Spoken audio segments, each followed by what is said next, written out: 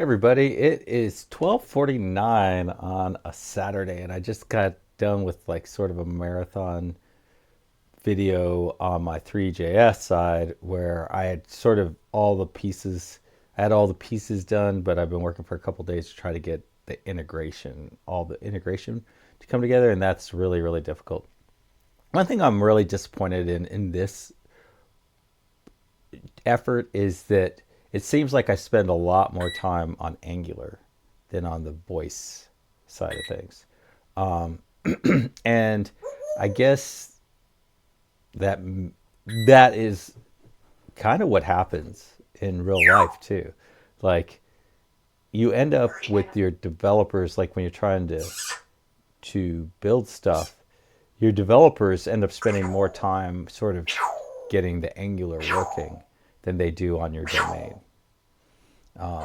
And I found that to be in general how it works with big enterprise level front end applications. You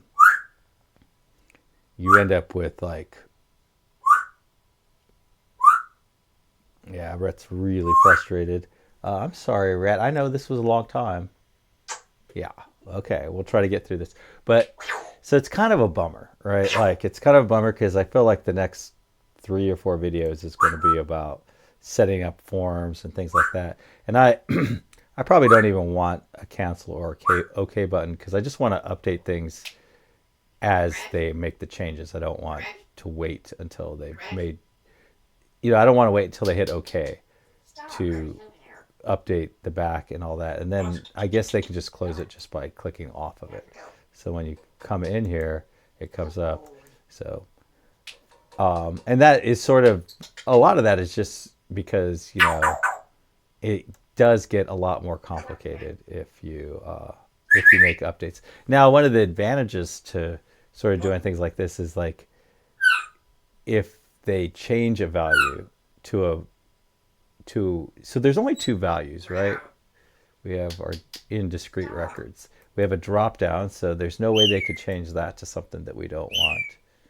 And then they're recognize max alternatives. So technically, I guess they can.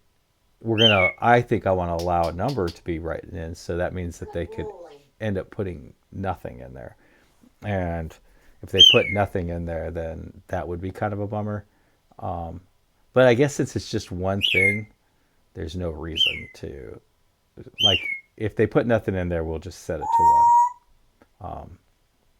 So I guess before we can really get started on this,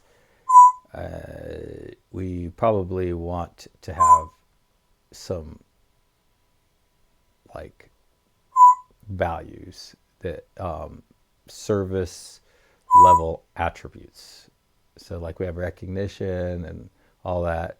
And I guess we'll just do that. We'll say like discrete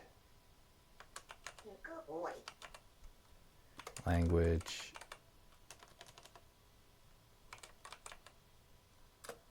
equals, I think it's ENUS.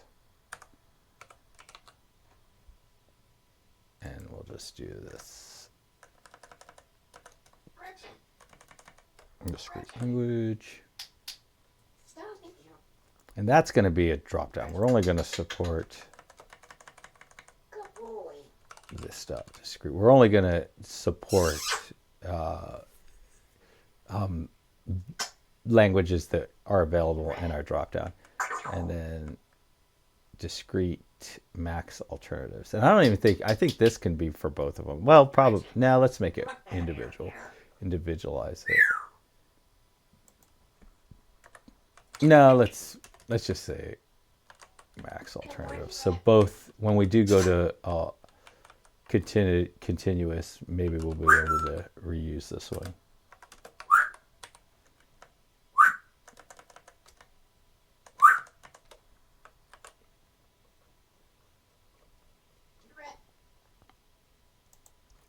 But I think it is kind of a bummer that, my focus, like I think I probably do have to end up spending like 70% of my time on Angular and only like 30% of my time on the voice API. And, you know, because Angular is extremely complex. Okay, so let's try it. What's one that I care about? Thing. We're going to say thing and see if it puts thing down there. Thing. So it got that right, and it thought it was 61% chance. Thinks I might have said thing, and then I'm guessing THING is. It'd be interesting to know what THING is. Do you know what THING is? It could be an alternate spelling, but it could also be. Whoa. Oh, okay.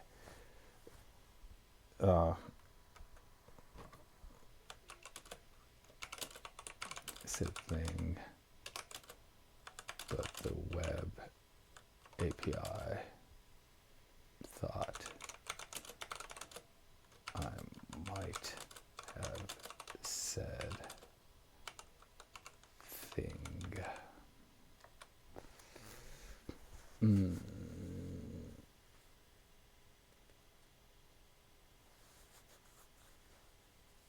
So yeah, so it's just like sort of,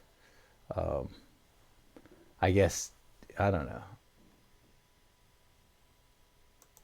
So what is it? Let's click on it. So it thought that it gave a 61% chance. So yeah, the first result was thing, a 61.2% chance. But the fourth result was thing, the 61.2% chance as well. So I was wondering if thing is a thing.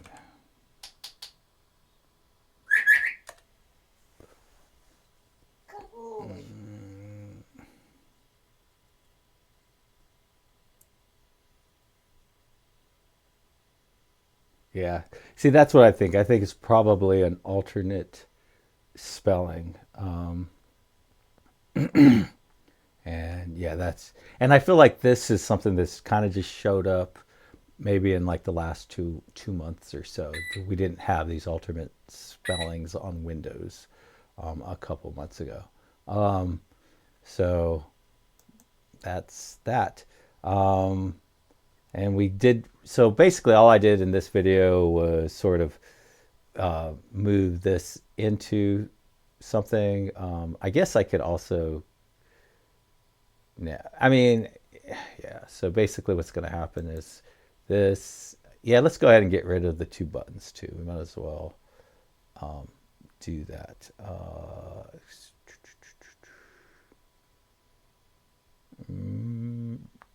Dialog result. I don't think there's any reason. Yeah, these don't really do anything, so we'll just get rid of that. And so basically what we're going to, tomorrow I'll add a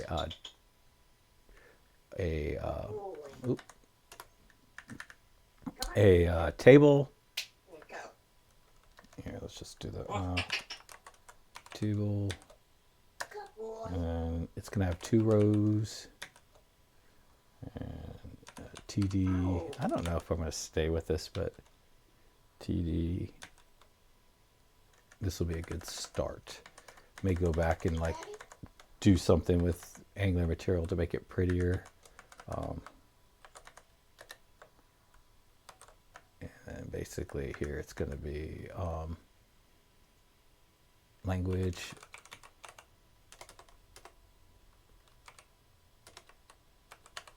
And it's going to say max alternatives.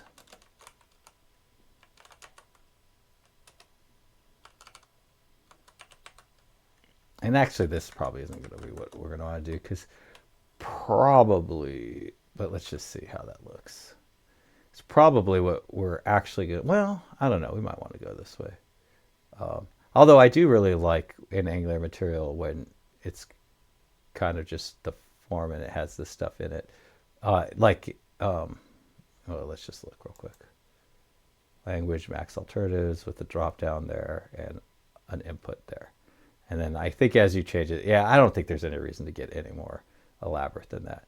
I think you typically want to right align these, and you usually want to put like a colon. I wanted to, if there's like this HCR, I think, something where it reloads things without actually, no. I think if you change the styles, it can automatically update that for you. So if I say like class, I got this from a video label. I don't know why I always want to make it LE.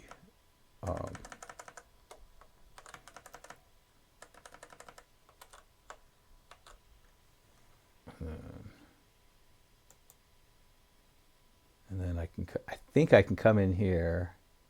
This was as of Angular 19. We can go into this thing, and then we can just say label. And then let's just say font dash weight is equal to bold. And I think if I hit save, it'll just, yeah, see. That is pretty sweet. I have no idea why I'm seeing a... Oh, it's upset that I'm using... that I didn't actually use, that I brought this in, but then I didn't use it. Which this is pretty new too. Oh, and this one. And I think that's going to cause a full. And it looks like it's saying that I don't even use this, or this. We'll see if that works.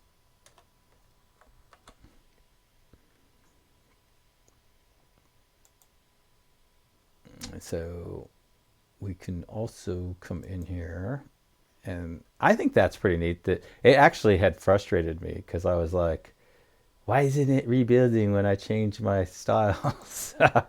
And then then I saw it upgrade, and I'm like, whoa, what's that all about? That's really neat. And then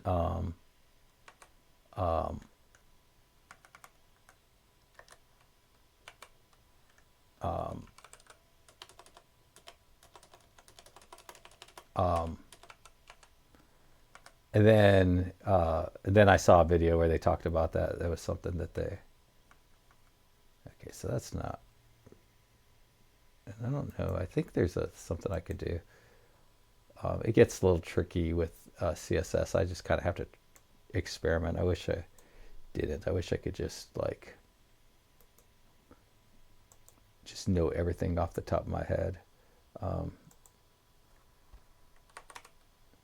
Line items. I think maybe it's text align. Text align. Yeah, okay, so I want to go text align right. Okay, so let's go ahead and escape out of this so that... Wait, so... But I do have text align right.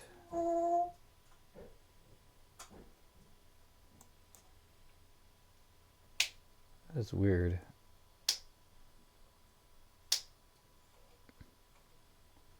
We are almost done, right? Let's see. So it's not picking this up for some reason. Oh, I guess I didn't hit save. Turns out you have to save. before it knows what the heck you're trying to do. So anyways, yeah, so we're going to have a drop down here and a input box there. Um, and I'll probably use reactive forms, which is going to be a whole thing. And I'll probably use angular material so that it'll be nice and pretty. And we'll see. I don't know. I feel like maybe in the past when I like if this looks nice, and then I could throw an input box and all that there, and then like in a drop down an input box. But then when I go to use material, like this doesn't make sense anymore, or all that. So it'll be good to kind of work through that. But yeah, it is kind of a bummer that it is going to take a while to work through all the Angular and the material stuff before we can get back to doing voice analyzing. So that's that. Happy coding, everybody. Bye.